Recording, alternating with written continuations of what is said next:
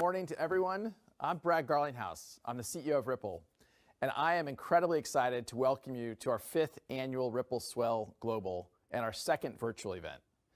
It really is an honor and frankly a privilege to have you with us today.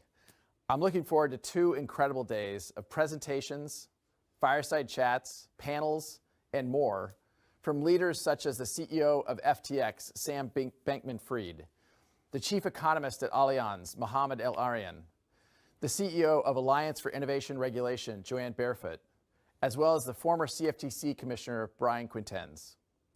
We're also going to have customers and partners of Ripple's, including Asimo, Neum, People, Modular, and Tranglo. Each of them will be sharing their experience and insights working with Ripple and their experience working with RippleNet. The spirit of Swell is not one defined by being in person or being virtual, but rather the conversation of where we are and the conversation about what's possible. As the world moves at an increasingly fast pace to a crypto-enabled future, I want to take a step back first and look back to October 2017, our very first Swell in Toronto, Canada. The world looked vastly different at that time. The entire market cap of the crypto market was barely $200 billion. 4 years later, the world is accelerating towards digitization in many sectors, in large part because of the pandemic. Commerce is global from day one, and the value being sent across borders is growing by the trillions. The global economy has truly started to reawaken after the last year and a half.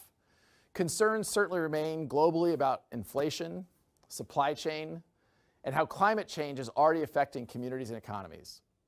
Of course, it's also worth knowing that crypto's market cap has grown from that $200 billion to well over $3 trillion. And the world is paying very close attention to what's happening in this sector. Blockchain and crypto use cases like cross-border payments are firmly outside the sandbox stage. And more recently, things like NFTs have continued to push crypto into the mainstream consciousness. It's very clear to me that different blockchains have and will have different use cases. There are going to be a lot of winners at the end of the day. This is and will be a multi-chain world. We've also seen in the past year that not a day goes by that crypto isn't mentioned from regulators, business titans, thought leaders, and more. Governments globally are feeling the pressure to take a stance on crypto.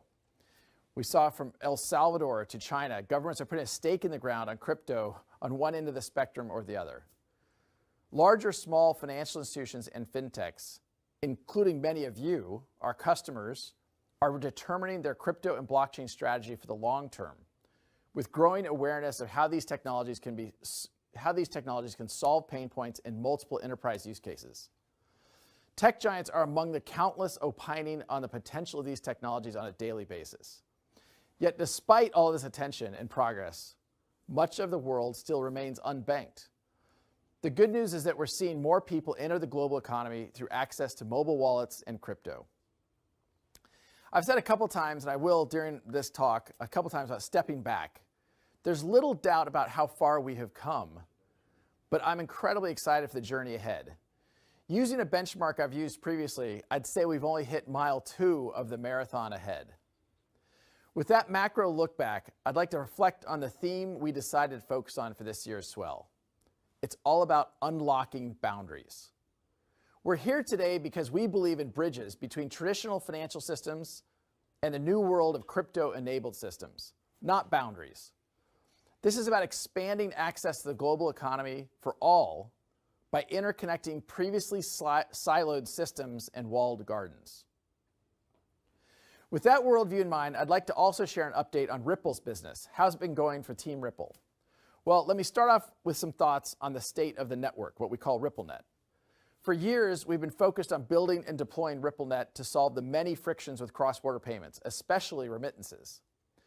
Since the network has been live, we've processed millions of transactions worth many billions of dollars. In 2021 itself, we will process many millions of transactions, about 6 million, which is going to grow well over 100% from 2020. At Swell 2018, we announced On-Demand Liquidity, our first product, a service with RippleNet that allows customers to instantly move money around the world at any time, even weekends and holidays, without the need for pre-funded accounts or is often a cumbersome correspondent banking relationships that take days to settle They're certainly costly and can be very error-prone.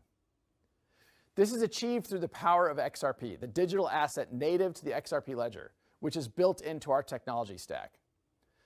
ODL certainly as a product had its best year ever. ODL customers today can now access over 20 countries around the world for their payment needs, including Japan, Mexico, the UAE, the Philippines, Australia, UK, and more. From a year ago, our ODL transactions across RippleNet have grown 25 times. And even compared to last quarter, it grew 130% quarter over quarter. ODL transactions now account for 25% of the total dollar volume across the network. What this shows is that more and more customers are getting comfortable with using digital assets, using XRP within their payment flows. All of this growth really is coming from outside of the United States. While our US ODL flows were essentially halted due to regulatory uncertainty at the beginning of the year, international ODL volume has really continued to surge. The explosive growth of ODL is a testament to the best-in-class product experience and the benefits our customers are seeing firsthand. ODL is thriving in jurisdictions where first and foremost there is that regulatory clarity we have sought here in the United States. In addition, though, these are countries that are embracing innovation and understand that crypto ultimately will be to the benefit of consumers, the benefit of those end users. Crypto is critical to creating a more inclusive, equitable, and efficient global financial system. Let me give you one example. A really good example, I think, is the UK, which has not only established a clear framework for crypto, but has an active innovation sandbox overseen by their national regulator, the FCA, and regularly interacts with industry for future regulation. That conversation is helping the UK be a leader in the market. We started building RippleNet with the thesis that crypto liquidity would eventually be able to support robust global payments, large payments. RippleNet was designed so that customers seeing the benefits of our fiat-based network could flip the switch to ODL once the market was mature enough. And this is exactly what's happening. In fact, 3 out of 5 of our highest transacting customers in 2020 have now upgraded to ODL to leverage the benefits of XRP-powered payments for their business. It's been about a year now since we launched another product called Line of Credit. Line of Credit offers the ability to have delayed payment terms for our ODL customers. Now, this product came about by listening to our customers' pain points, listening to them around the limited access to working capital, the expense of working capital, as a huge barrier to growth and their ability to scale. If you look backwards, fintechs and payment service providers, PSPs, were creating bespoke credit arrangements with each partner in each destination market with more overhead and more management.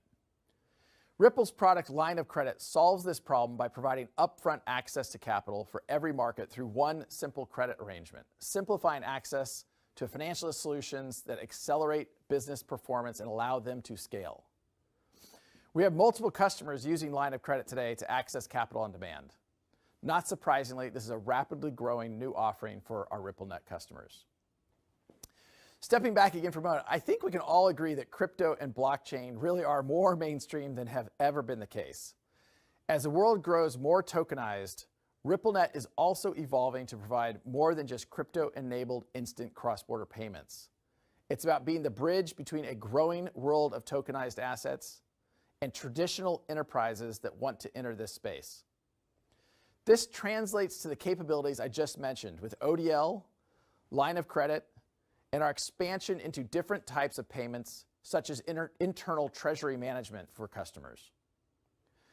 As these trends have continued to play out, one of the critical insights we have had here at Team Ripple is that a foundational element for tokenization and crypto broadly is liquidity. Everything starts with liquidity. Liquidity is the reason why all of this is possible. Crypto markets have exploded over the past couple of years, meaning there are levels of liquidity that can support value exchange on a more global scale. We've gone from millions of dollars of liquidity per day to billions of dollars of liquidity per day. And I have little doubt that will continue to grow by orders of magnitude in the years to come. It's worth noting that part of the reason why traditional financial systems were so inefficient, slow, and expensive is because of the lack of liquidity for most currencies outside of the G20. Crypto really, in my judgment, has upended what we used to take for granted. And this is driving the core of our entire business within RippleNet and RippleX. On that note, given this opportunity, it only makes sense for Ripple to bring our expertise to the market and help other partners. I'm incredibly excited to announce today that Ripple is launching a new product called Liquidity Hub. While we are just in alpha product stage right now, this is where the enterprises can easily and efficiently source digital assets from the broader crypto market. We want to offer our customers this ability as they look to offer their end users the ability to buy, sell, hold digital assets at the best prices from a breadth of liquidity venues. The ability to tap into global liquidity pools through smart order routing at the best prices, all via RippleNet's trusted platform, we think will be a game changer for the industry. Ashish Birla, one of the key leaders on Team Ripple, our RippleNet general manager, is going to be sharing more in a special presentation about Liquidity Hub and the ins and outs of Liquidity Hub, so I won't steal too much of his thunder. Suffice it to say, this is a big step in the Ripple evolution to be the bridge between tokenized services and traditional enterprises. With all of that said, RippleNet is not the only business unit making waves at Team Ripple. I'm going to spend a little bit of time talking about what our other business unit, RippleX, has been up to as well. The same way that liquidity is at the core of RippleNet, it is also true for RippleX. RippleX is led by Monica Long as general manager, is expanding the use cases for tokenizing and moving assets globally by contributing code, building tools, programs, and services for developers to build on top of the XRP ledger. This allows businesses, consumers, institutions, and governments to fuel the engine of a new digital economy, providing access to a host of tokenized services like NFTs and CBDCs, central bank digital currencies. The XRP ledger is core to our business, and its inherent characteristics of speed, low cost, scalability, and very importantly, carbon neutrality and security make it perfect for movement of all value. The XRP ledger was the first blockchain to have a native decentralized exchange, also known as a DEX, natively built in, which allows for seamless transfer of value. Thousands of tokens, more than 5,000, have been launched on top of the XRP ledger since its inception. This is liquidity, plain and simple. RippleX is doubling down on incredible value and potential of the XRP ledger DEX, where it has meaningful and durable differentiation amongst other blockchains by helping build and foster new tokenization use cases. As part of this, and some of you already are probably aware, in September, the RippleX team launched a $250 million creator fund, what we call a creator fund. This provides technical, creative, and financial support for creators, brands, and marketplaces to explore new use cases for NFTs on the XRP ledger. Ripple has teamed up with NFT marketplaces and creative agencies that will integrate with the XRP ledger to deliver a seamless NFT experience for developers and help creators and brand clients create their NFTs. In my judgment, digital art is just the tip of the iceberg for NFTs. We see a world in which they support other use cases such as fractional ownership, carbon credits, property, novel experiences, real estate, and much more. CBDCs also have been a focus area for RippleX. Some of you have been paying close attention. Earlier this year, we launched our private CBDC solution, which leverages a private version of the public open source XRP ledger. Our CBDC solution ensures that central banks have greater control over issuance, management, privacy, and validation that they would get with public blockchains. In September, we announced a pilot project with the Royal Monetary Authority of Bhutan. Very excited to get going on that. They're turning to blockchain as part of its strategy to enhance digital and cross-border payments, expand financial inclusion efforts that are already underway in their country, and extend its commitment to sustainability as the only carbon-negative country in the world. Across both RippleNet and RippleX, we're leaning into the tokenization of everything. I think we took a pragmatic approach early on to work with financial institutions and to work with governments, not against them.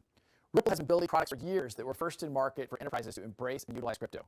We're doubling down on this trend because it's continuing to accelerate. I'm incredibly pleased with the progress we've made, despite the headwinds in the United States because of the United States regulatory dynamics. Our international growth on both the RippleNet and RippleX fronts have been extraordinary and by no means slowing down. Okay, so I've alluded to the regulatory headwinds here in the United States. I want to take a moment to address that kind of elephant in the room. Global regulation and the status of the lawsuit we're facing here in the United States from the SEC. So first of all, broadly speaking, I think blockchain and crypto are core infrastructure technologies of the future. We're seeing a lot of countries like Singapore, the UK of reference, Japan, Switzerland, and even the UAE. They are forging ahead and they are leaders in the regulatory clarity that innovation needs to thrive. Innovation is moving to these countries because the regulators have set clear rules and frameworks, as well as worked with the industry. As many of you know, Ripple has engaged with regulators globally from the earliest stages, and we will certainly continue to do so. I've been very encouraged by the level of attention and knowledge that global regulators and policymakers are putting on these important technologies. And we're looking forward to continuing to work productively with them to support innovation and making sure consumers are protected. Now, that said, sitting here in the United States, it's interesting the U.S. really has been a laggard on the global stage for crypto regulation. If you followed this closely, I said when the SEC first sued Ripple that I think it's become increasingly obvious to the entire market that the SEC lawsuit impacts all of the crypto and fintech industry here in the United States, not just Ripple. Despite what some of the current U.S. SEC claims, we do not have a clear framework for how consumers and businesses can utilize these technologies. Unfortunately, what we've seen so far is regulation by enforcement, where the industry players don't know what the rules of the road are, and the SEC tries to clarify them through legal action. I think this is an attack on crypto innovation, and I firmly believe when the dust settles, Ripple will not only be on the right side of law, but will also be on the right side of history.